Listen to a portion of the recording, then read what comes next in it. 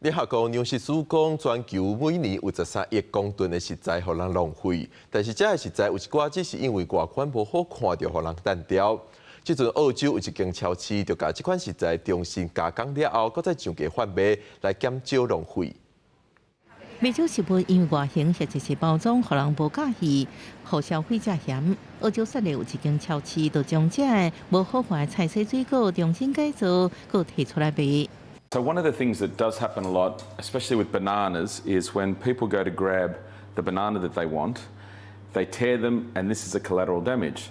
So what we do is we take, and you can see here,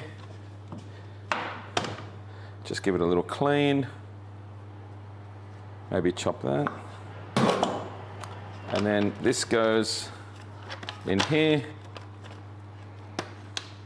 And we sell them as a frozen banana for people's smoothies or breakfast.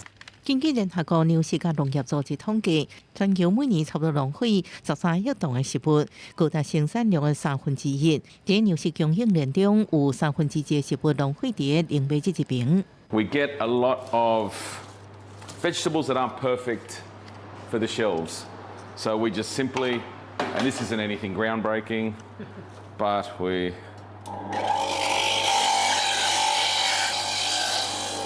just juice them up. We make freshly squeezed juices every day, and we sell them at affordable prices so we can just move the product.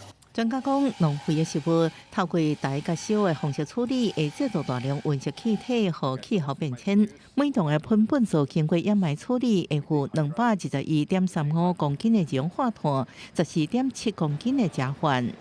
为要让这个好的物件存落来，业者将因组合做沙拉、果菜饺或者是三明治，或者食物用新的样貌，佮提出来卖，拢未浪费掉。公司新闻新竹报编辑。